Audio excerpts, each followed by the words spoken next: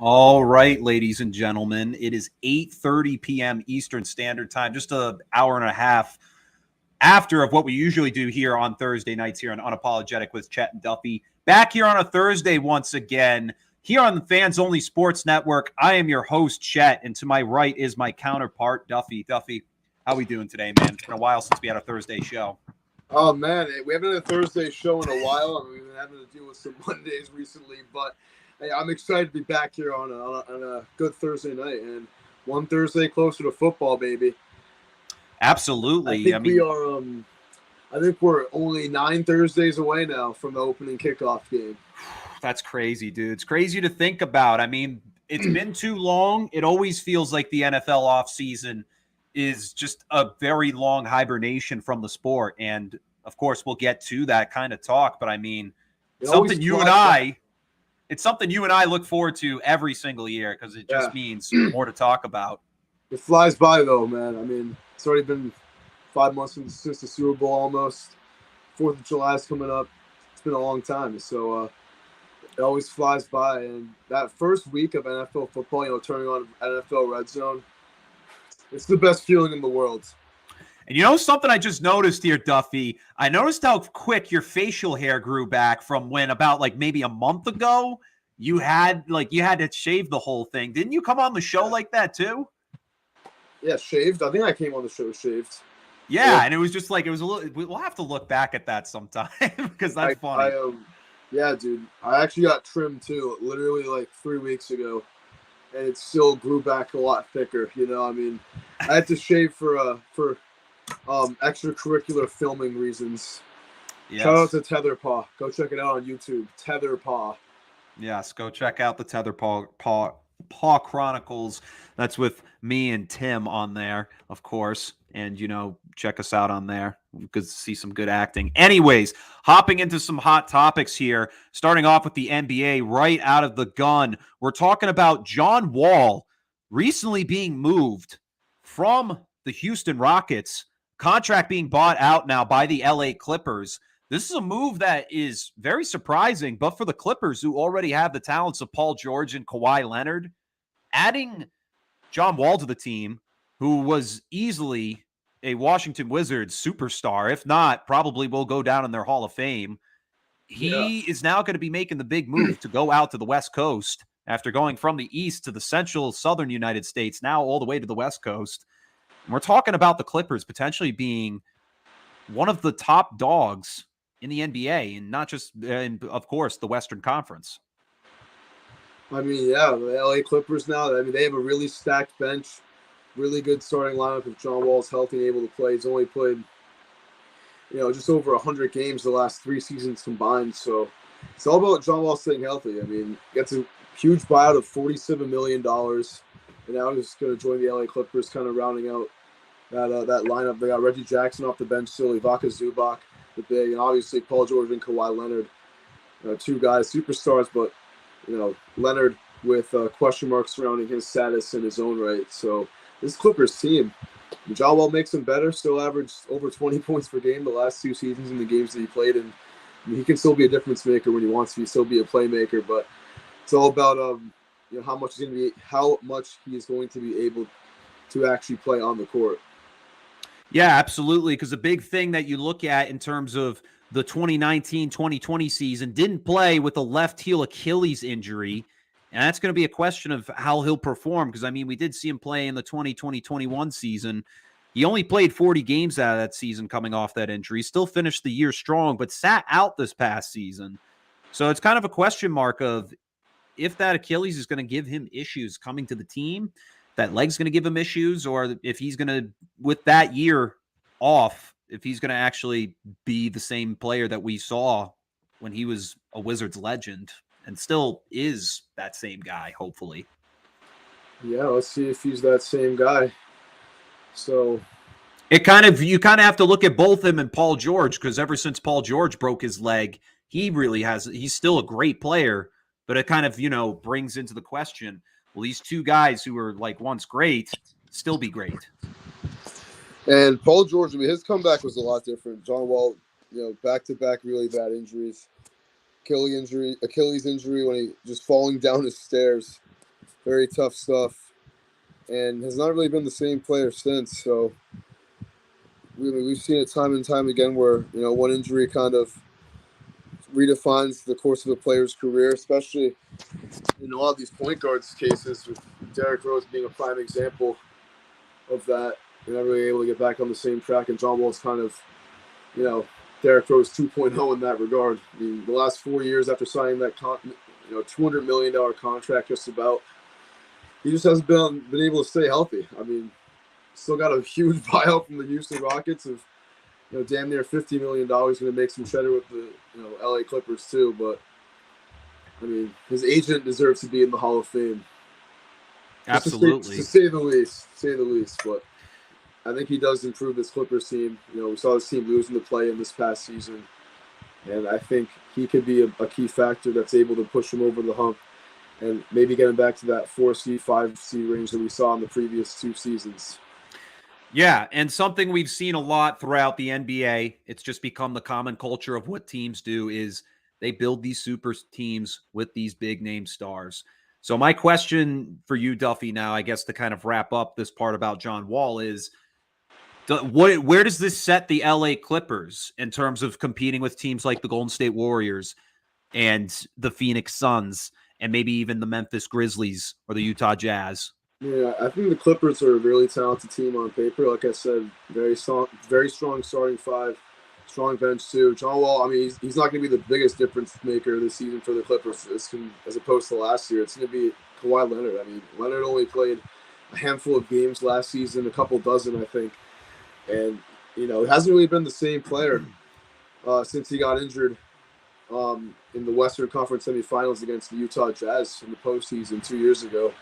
So hopefully for him, he's able to come back strong because he would be the reason the Clippers are able to get back in that top 4 seeds in the Western Conference. I mean, this is a stacked Western Conference. We saw it last season with the Phoenix Suns, the Warriors, the up-and-coming Memphis Grizzlies, who are a very deep basketball team, and even the Dallas Mavericks. So, I mean, this Clippers team, they should have been in the playoffs last year, but they didn't have the fuel at the end, to propel them over the hump. And we saw them losing 2 games in the play-in tournament, and both at home. So this is a team that, with adding John Wall, makes them a little bit better. I don't think it's going to have a huge difference on their final record, as opposed to if Reggie Jackson's in the starting lineup. But I think they're going to be a fun team to play as in 2K.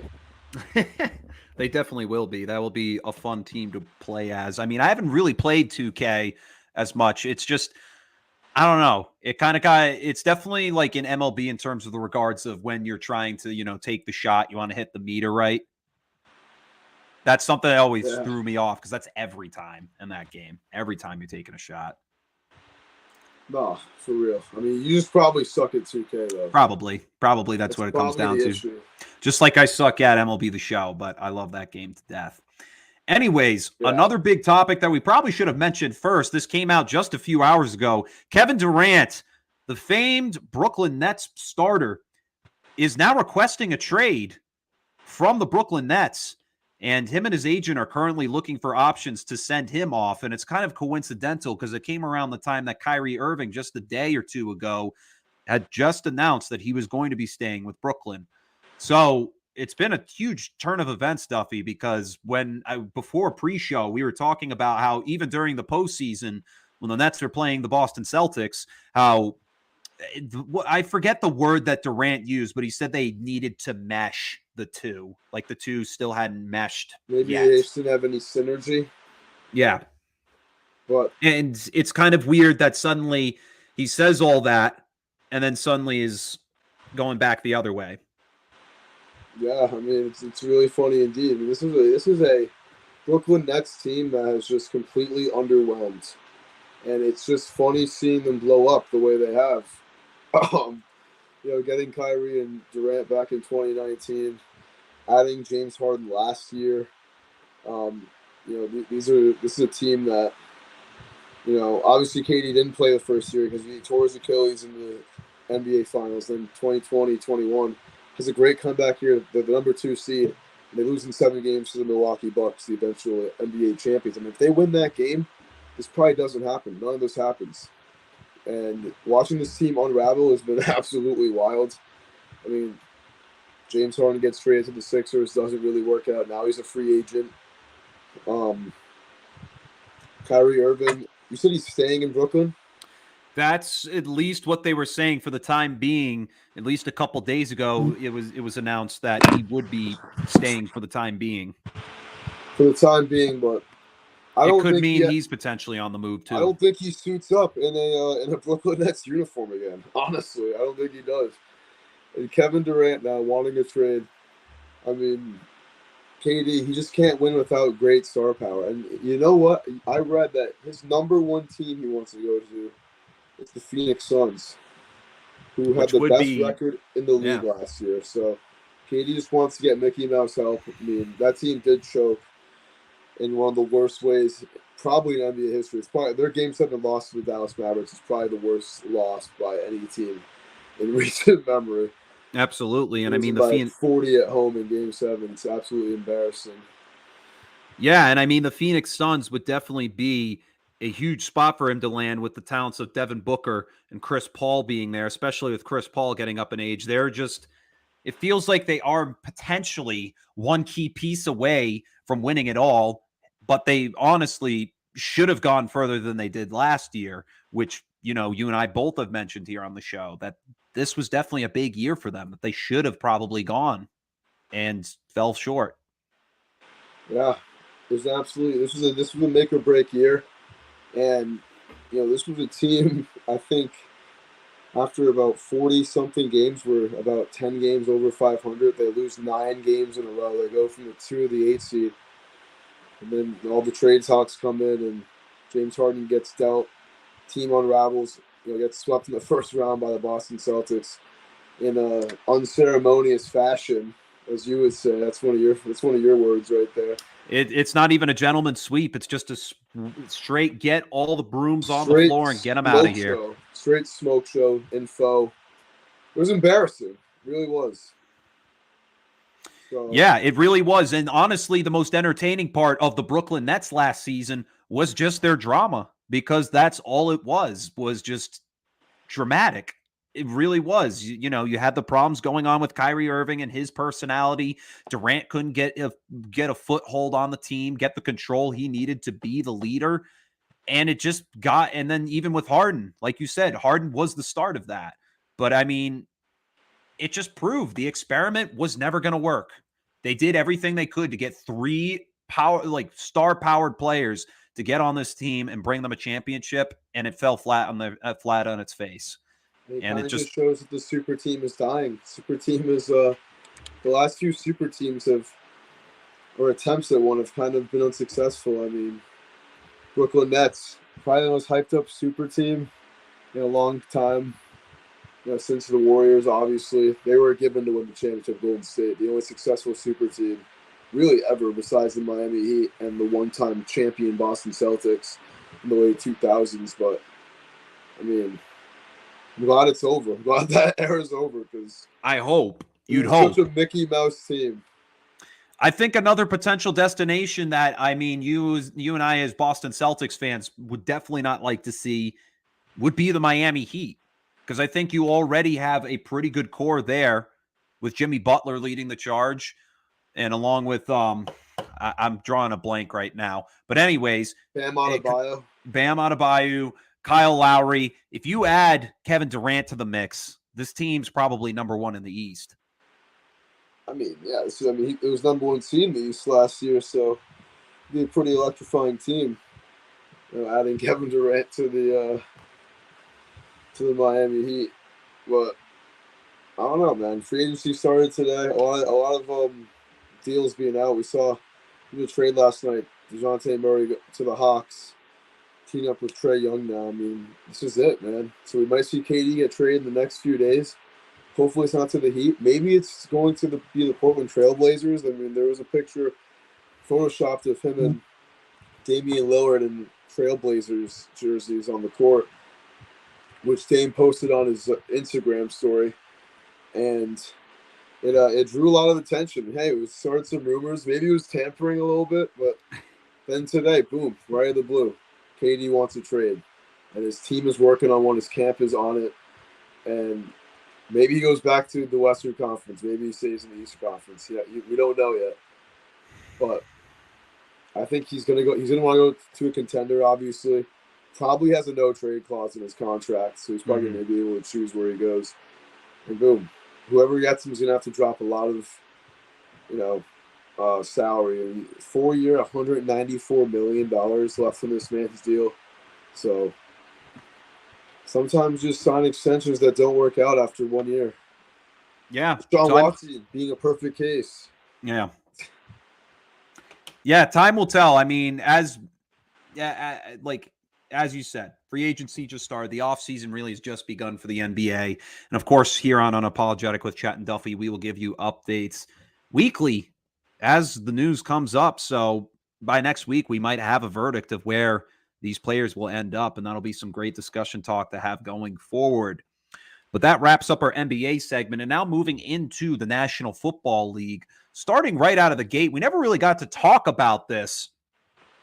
A week ago now, I believe it is, Rob Gronkowski officially announced his retirement from the National Football League, spending the last 2 seasons with the Tampa Bay Buccaneers alongside his former teammate from the New England Patriots, future Hall of Fame, first ballot Hall of Famer, Tom Brady. Wins a Super Bowl with him in Tampa, and now decides to call it a career after winning 4 NFL Super Bowl championships. And just to have a little retrospect on his career, this guy, if not, might go down as, if not one of the greatest tight end of all time. Sure will. I mean, he's definitely a top 5 tight end ever, probably top 3. Definitely only behind Tony Gonzalez off the top of my head, but Gronk's a beast. I'm very thankful for his career in New England. I do have a Chinese Rob Gronkowski jersey. It was $25 in the web. I have to find it in my closet, just because why not? But look at Gronk's career: 4,000-yard seasons, 5 years with double-digit touchdown receptions, just an absolute beast in the red zone. 92 touchdowns in his career and 15 in the playoffs. So, man, in the end zone over 100 times in the NFL. It's very tough to do. Mm-hmm. And he's just an absolute stud, going to be in the Hall of Fame. The only thing I have against Rob Gronkowski, though, and I'll tell you this, I don't like how he took all these commercial scripts portraying him as being, like, slow. Like the USAA one when he was calling for the insurance. Yeah. I'm like, dude, I think he's probably a smart guy.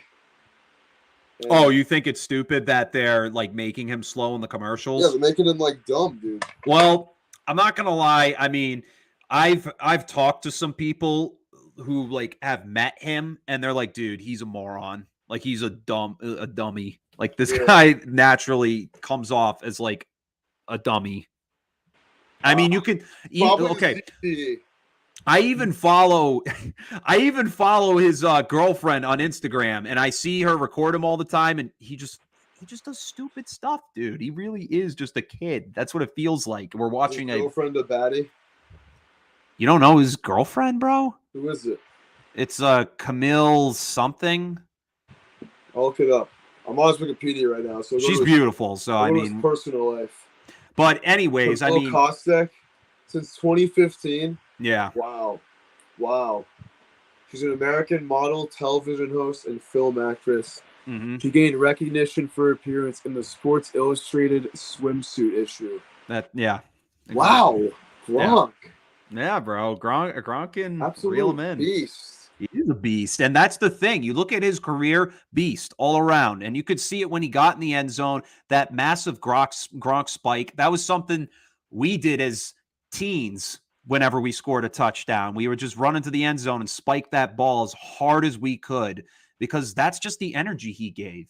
He was just a big truck. Like, he was a truck, a Mack truck coming at you, and nobody could bring him down. And even the times he got injured, it's because the players that injured him literally were like, this is what I have to do to stop this guy from getting past me, is I have to put everything I got into hitting him. Because Gotta get him low. Yeah, even in the early career of Rob Gronkowski, you could see him shed through just tackles that most average players would make, and he would just go. He would just hustle right through it. He was just a big body player, muscular dude, and he was everything you could ask for in terms of not just trucking, in terms of vertical and reception and red zone threat. He was just a guy that when he's open, it doesn't matter where you put the ball, he's gonna catch it. He's just that good. And there's nothing more you can say about that. And like you said, Duffy, 92 total touchdown receptions on his career, 9,286, just shy of 10,000 career receiving yards, and then 621 career receptions and 4 1,000-yard plus receiving yard seasons. And the most touchdowns scored in a single season was 17. By a tight end. I don't know by a tight end. I mean, I might have to look at that. That might be true, It though. is by a tight end. Yeah, 17. That's Yes. nuts. Yes, dude, most ever by a tight end in a season. I mean, the only guy who I could even compare to Rob Gronkowski still in the league is Travis Kelce in terms of his dominance on the field. But Gronk's a different type of guy, different type of character. Definitely one of the best characters the league's ever seen. Oh, yeah. And then in terms of personality, forget about it. I mean, like, obviously, I'm trashing on the guy by calling him an idiot. Hall of Famer. I'm trashing the guy a bit by calling him an idiot. But the thing is Gronk was just a personality you could see on the sideline that he was just having fun. It didn't matter like that they were in it to win it. Obviously, he was in it to win it, and he had that game face on. But at the end of the day, he was having fun out there, and he brought fun to not just the team, but the fans. The fans adored him, and hence the nickname Gronk, the title Gronk Spike. Everything about Rob Gronkowski was just amazing, and it's very sad to see the chapter close on his career, but it needed to come. Absolutely. Just wish he could have stayed healthier too during his career. I feel like the NFL deserves more Gronk. I mean, 100 touchdowns, and he missed a whole bunch of games in his career. Especially last year, because he was hurt. Yeah, he only played 12 out of 17 games last year. Still had 800 yards. He would have had 1,000 yards. He would have last season. So, 4-time Super Bowl champion. He's on 4 Super Bowl winning teams, and that's going to be part of his legacy. He's most ever by a tight end. So that wraps up on Rob Gronkowski. A big salute to him because, of course, he was definitely one of my favorite Patriots players to watch growing up, and hands down one of my favorite players of all time to watch. So a salute to him on a great career and a great future ahead of him, because he's definitely got a great career looking forward to him in television and sports analyst, just being a sports analyst, because he's definitely got some good thoughts to put on the table. And especially with his personality, he brings a lot to the table. So good luck to him, and thank you for a great NFL career. Thank you, Gronk. Absolute beast. Absolute beast. Now, something we also need to talk about is a couple days ago, Terry McLaurin just signed an extension with the Washington Commanders, a 3-year deal worth $70 million. And Terry McLaurin has been a guy who I shouldn't say has been shadowed, but he's just a player that most people forget about. He's only been in the league for 3 years, yet he's putting up great career stat numbers so far in his first 3 seasons. You see in his rookie year, 58 receptions, 7 touchdowns, 919 yards, and then 87 receptions in his second year, 1,118 yards and 4 touchdowns. And then last year, 77 receptions for 1,053 yards and 5 touchdowns. Already 16 on his career so far. And although Terry McLaurin doesn't have a great team to back him, his talent shines. Yeah, man. I mean, this is a guy, too. 3 seasons of at least 900 yards. And he really hasn't even had a quarterback ever. I mean, No. His best quarterback. Like, who is his best quarterback? That's a good not question. Dwayne Haskins. Rest in peace to Dwayne Haskins, though. Yeah. Who was the Taylor Heineke was probably his best quarterback. Yeah, And definitely. Fitzpatrick for 1 game, for 1 half. We'll see how Carson Wentz fares as his starter. Yeah, Wentz is his best quarterback, and he's going to be able to get 2 revenge games against the Eagles, which is an underrated storyline going into this season. That's going to be lit. Carson Wentz 2 revenge games against the Eagles, but That is I true. mean, I totally forgot about that. Terry McLaurin type of guy, is he worth $71 million? Probably not, but he's been productive. And with the way the wide receiver market is now, thanks to Jacksonville giving Christian Kirk $84 million for 4 years, kind of broke the receiver market. I saw a post on Instagram. I Yeah. think 12 receivers for next season are going to be getting paid $20 or more million. It's crazy. Or maybe not next season, but whenever all these guys' extensions start, to be up to 12. And last year it was 3. So McLaurin, locking them up has been really the only bright spot of the Washington offense the last 3 seasons. Antonio Gibson a little bit, but McLaurin's been the brightest star on the team. So I think with Carson Wentz as his quarterback this year, watch out for this guy in fantasy. He's just definitely a sleeper. Now, 2,000-yard seasons. His rookie year, he had 900 yards. Gets the end zone. 6 touchdowns a year on average, basically. Watch out for him. Absolutely. He's definitely a sleeper. He definitely is. He's somebody I wish I kind of brought up last week, but I totally forgot about Probably him. be a third-round pick. Late second or third-round pick. Yeah. He could easily be a little bit. Yeah. He's going to be a player to watch out for. Definitely not a sleeper, but he might be this year's Cooper Kupp. Probably not, but he could. I mean, you never know. We'll see. It all comes down once again to Carson Wentz, because Carson Wentz just hasn't really had a career so far besides his first couple seasons where he shined. He's really struggled in the NFL so far. So we'll see how he fares with the Washington Commanders, and we'll see how the Commanders fare in the NFC East. And looking at the NFC East, something that I really wanted to talk about, because this is a team in the East that really has been struggling in terms of pushing itself to the next level as a playoff contender and maybe even a Super Bowl contender. Dallas Cowboys, this for them is truly a make it or break it season, because they win the NFC East last year. Number 2 seed or number 3 seed? They're the 3 seed. They were the 3 seed, but they had home field in the first round, lose right away to the San Francisco 49ers. And this is a team that Dak Prescott has led and has just been unbelievable in terms of the offensive firepower. But we're seeing that slowly decline each season, especially from the run game. Ezekiel Elliott's not looking the same as he once was when he came into the league. He's looking a lot slower, not as elusive. And my question here, Duffy, is this season's probably going to be one of the toughest years for the Cowboys. And what are they going to need to do to really go forward and be successful and potentially win another division title? I mean, this Cowboys team, this is a group that has been very successful within the division the last few years. And I think they have to keep that going if they want to win it this year. There has not been back-to-back winners in the NFC East since 03-04 in the Philadelphia Eagles. So, I mean, Cowboys really got to just keep their foot on the gas pedal beginning of the season. I'm trying to get their schedule up right now.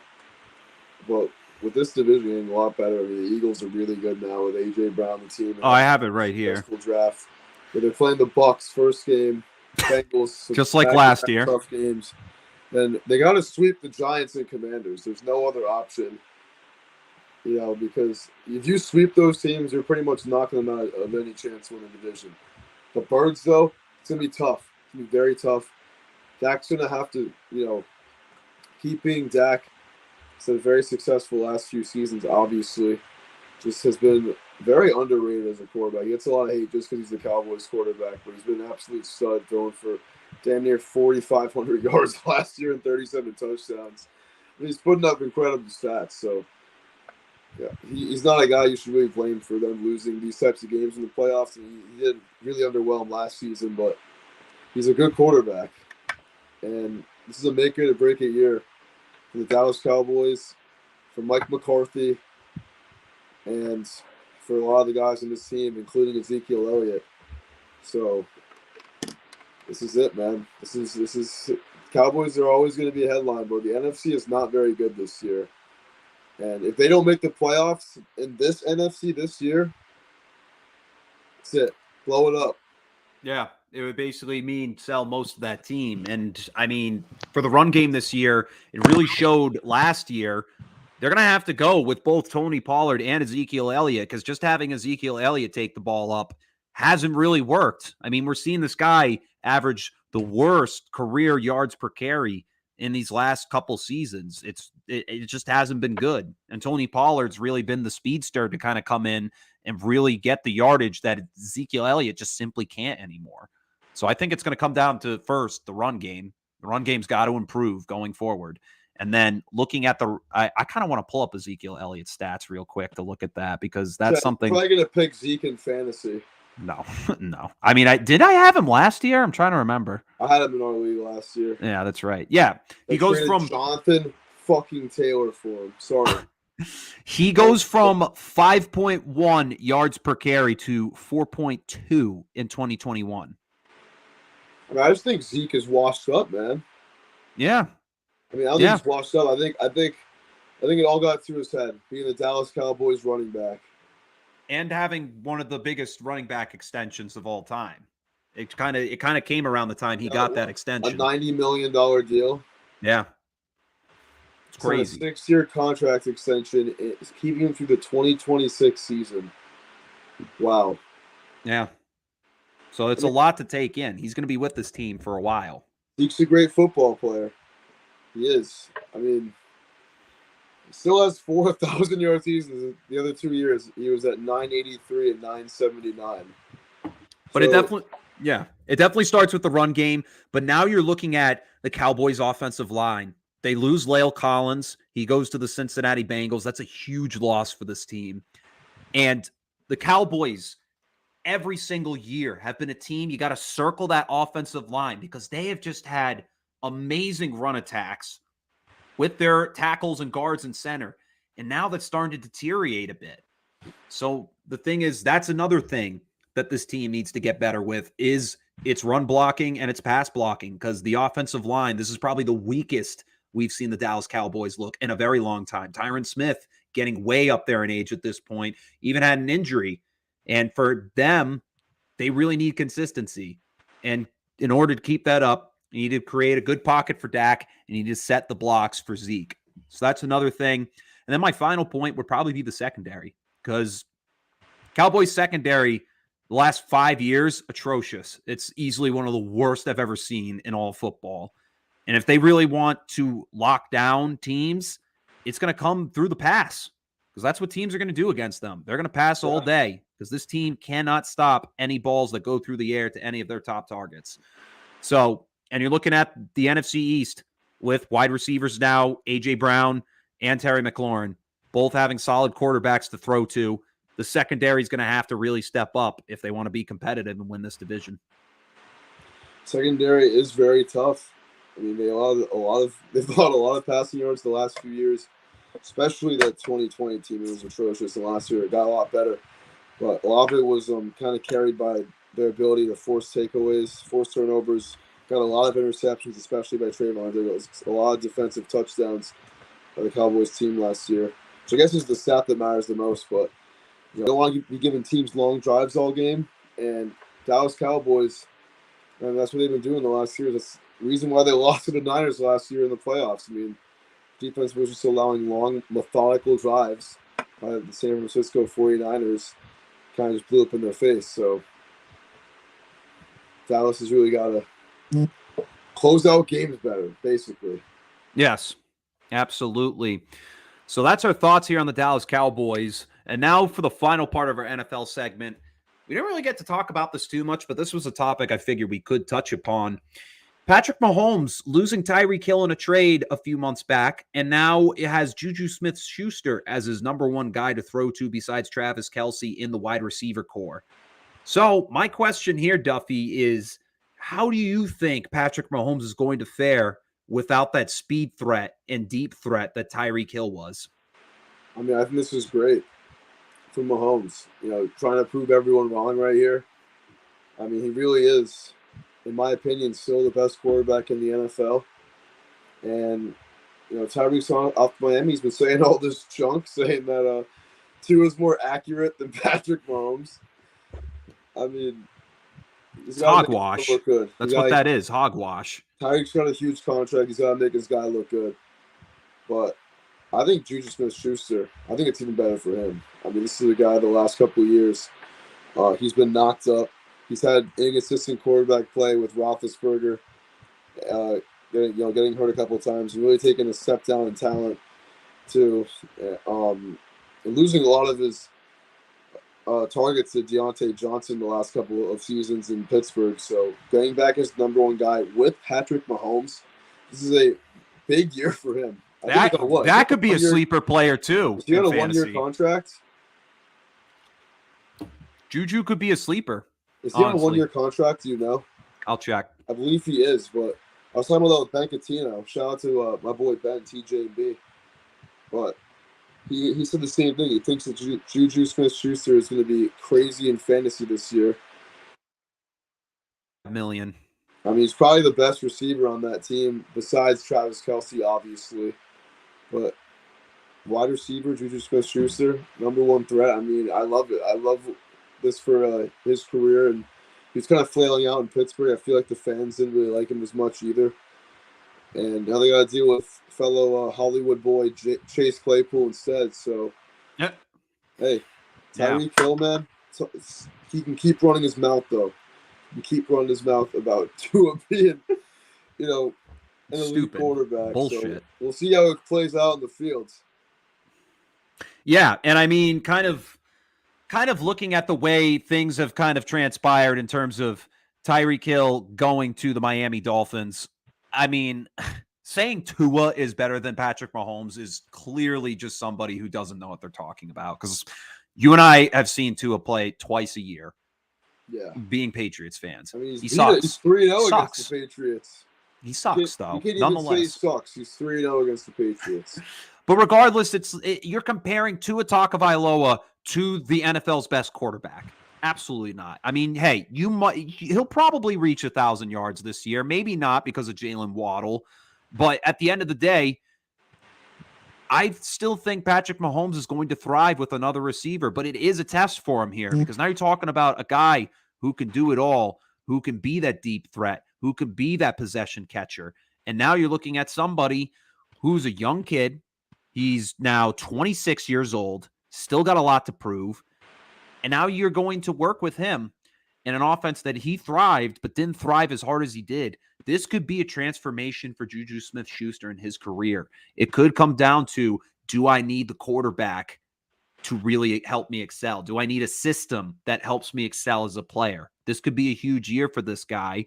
And Patrick Mahomes, I think based on what we've seen from him playing, sure, he had those core guys around him, Tyreek Hill and Travis Kelce. He keeps Kelce. They lose Tyreek Hill. I think if he's going to be one of the greatest quarterbacks to ever play the game, which I think he will be, this is the year for him to prove that. And I think he's going to prove that once again, because he's been able to do it not just with those guys, but with players like Mecole Hardman. And I'm trying to think of Demarcus Robinson, because those guys have made some tough catches too and tough plays. And Mahomes has made tough passes. I think he'll thrive just fine. And I think the Chiefs are confident in that. And that's why they were like, let's just ship him out and get someone younger for cheap. Yeah, a little bit younger indeed. And yeah, like you said, very cheap. So this kind of goes back to our Q&A the other night, getting asked who's going to win the AFC West. I think it'll still be the Chiefs. I think in Mahomes' case, you're paying this guy $50 million a year. I think he's going to figure it out with what he's got. And Juju Smith-Schuster, he's still a decent NFL receiver. I mean, we can't forget this guy a few years ago, just 3 seasons ago, had 1,300 yards, 1,400 yards in a year, and led the team. It was named team MVP. Part of the reason why Antonio Brown left the Pittsburgh Steelers was because Juju Smith-Schuster played better than Antonio Brown his last year in Pittsburgh. So that, but yeah. Yeah, so I mean, we'll see what happens. I'm very confident we'll still see the Kansas City Chiefs be one of the top dogs in the AFC, without a doubt. They'll just be a team that's going to be soaring high as usual. So no sweat there. Obviously, as a Patriots fan, I hate to see it, but, it is what it is. No sweat indeed. But that does it here tonight on Unapologetic with Chet and Duffy. Thank you all for tuning in once again. We'll be back weekly, trying to get back on Thursdays. Next Thursday, I believe, I have off once again. So we'll definitely have to reconvene there, or on Monday. We'll see what ends up working out best. But anyways, thank you all for tuning in once again. This is Chet and Duffy signing off. And today's honorary Oscar goes to Rob Gronkowski. For Chet's Oscar, a successful career to you, my man. You deserve it. And that does it here. Yeah, we love you, Gronk. Let me actually show my Gronk signed football real quick. Do it. Yeah, because you got that bar mitzvah, right? I got that at bar mitzvah, yeah. Where is it, dude? Crap. I did not lose the Gronk ball. I have it right here. Gronk ball, baby. His autograph. Boom. Oh, yeah. And here is my Gronk jersey from China. That's too funny. For $24. Well, it was like $40 after shipping. That's funny. Yeah. Anyways, have a great night, everybody. We'll catch you all next week. And as always, go Pats. Go Pats. Peace.